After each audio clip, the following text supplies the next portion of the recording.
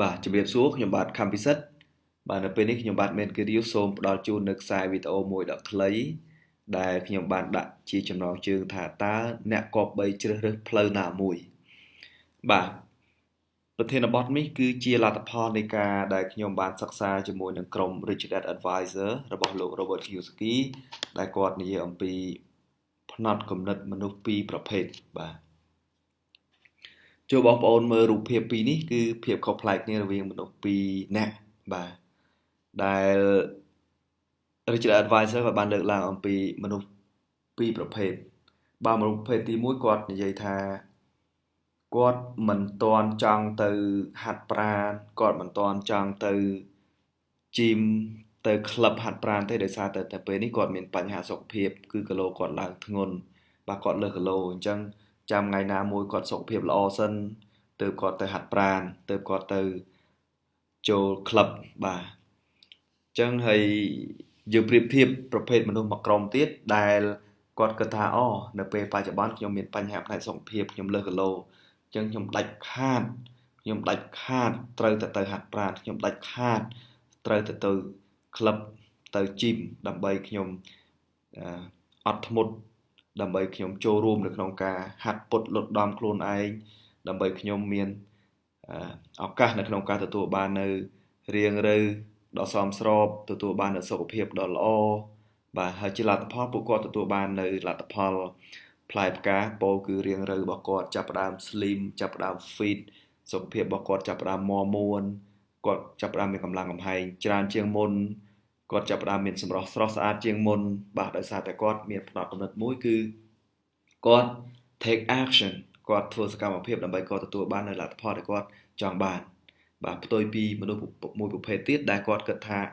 ចាំគាត់មានអារម្មណ៍ល្អសិនចាំគាត់មានសុខភាពល្អសិនចាំគាត់មាន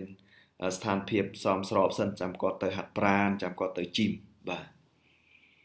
អូខេអញ្ចឹងយើង move ទៅមួយកម្រិតទៀតយើងមើលអំពីប្រភេទមនុស្សមួយក្រុមទៀតបាទ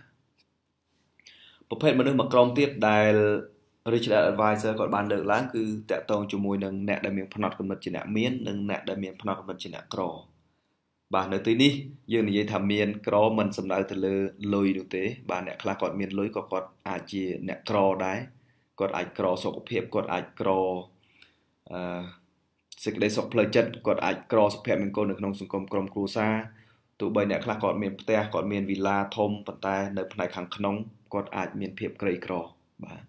អញ្ចឹងអ្វីដែលខ្ញុំលើកឡើងនៅទីនេះខ្ញុំលើកឡើងអំពីភាពក្រីក្រផ្នែកហិរញ្ញវត្ថុគឺផ្នែកថវិកាសិនបាទអញ្ចឹង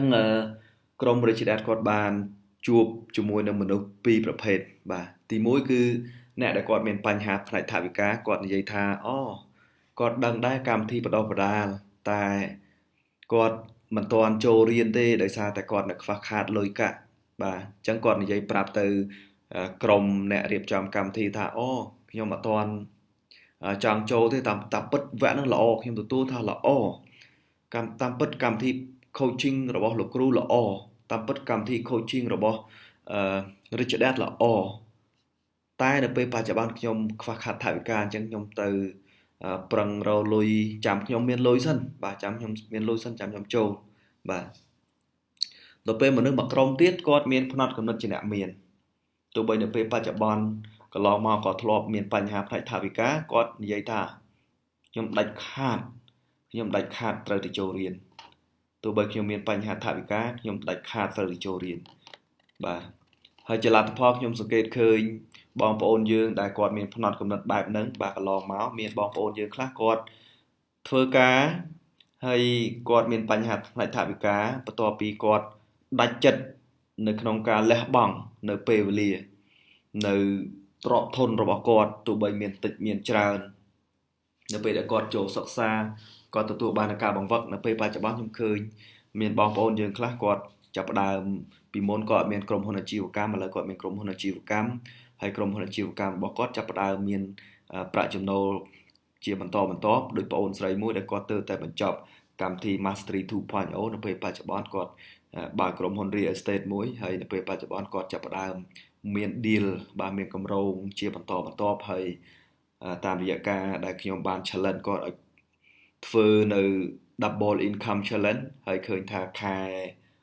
4គាត់បាន double income បាទហើយមានអ្នកខ្លះគាត់មានបញ្ហាផ្នែកថវិការហូតដល់គាត់មានបំណុលមានអីតែអ្វីដែលខ្ញុំមើលឃើញគាត់មានផ្នត់គំនិតជាអ្នកមានដោយសារគាត់បានកាត់ចិត្តគាត់បានលះនៅផ្នត់គំនិតមួយដែលយកបញ្ហាដាក់មុខហើយគាត់បានជំនះនៅគ្រប់ឧបសគ្គហើយគាត់បានចូលកម្មវិធីហើយជាលទ្ធផលគាត់ទទួលបានភាពរីកចម្រើនជោគជ័យផ្នែកហិរញ្ញវត្ថុហើយនៅពេលដែលគាត់ទទួលបានភាពរីកចម្រើនផ្នែកហិរញ្ញវត្ថុផ្នែកផ្សេងៗទៀតដោយសារតែនៅក្នុងកម្មវិធីរបស់ខ្ញុំជាទូទៅយើងផ្ដោតសំខាន់ទៅលើផ្នែកខាងនេះបាទអញ្ចឹងយើង move យើងផ្លាស់ប្ដូរពីអ្នកខាងនេះមកខាងនេះអញ្ចឹងមានន័យថាអ្នកដែលគាត់ចូលកម្មវិធីនៅពេលបច្ចុប្បន្នសង្កេតឃើញពួកគាត់ទទួលបាននៅភាពរីកចម្រើនទាំងផ្នែកសុខភាពទាំងសេចក្តីសុខផ្លូវចិត្តទាំងផ្នែកថវិកាទាំងការរាប់អានជាមួយនឹងក្រុមគ្រួសារសេចក្តីស្រឡាញ់កើនឡើងសុភមង្គលកើនឡើងសេចក្តីសុខផ្លូវចិត្តបាទមានរឿងជាច្រើនដែលកើតមានឡើងហើយអ្វីដែលល្អសម្រាប់ពួកគាត់នោះគឺដោយសារតែអ្នកខ្លះគាត់ភាគច្រើនគឺគាត់ចង់កើនឡើងនៅប្រាក់ចំណូលឃើញថាប្រាក់ចំណូលរបស់គាត់ភាគច្រើនគឺកើនឡើង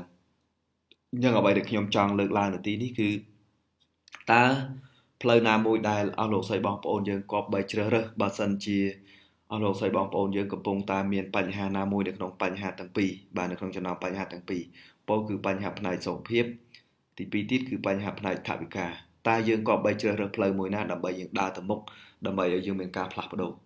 បាទនៅពេលនេះខ្ញុំសូមផ្ដល់ជាកាដូជាសំណួរទៅដល់អស់លោកស្រីបងប្អូនយើងតើអ្នកគប្បីជ្រើសរើសផ្លូវណាមួយ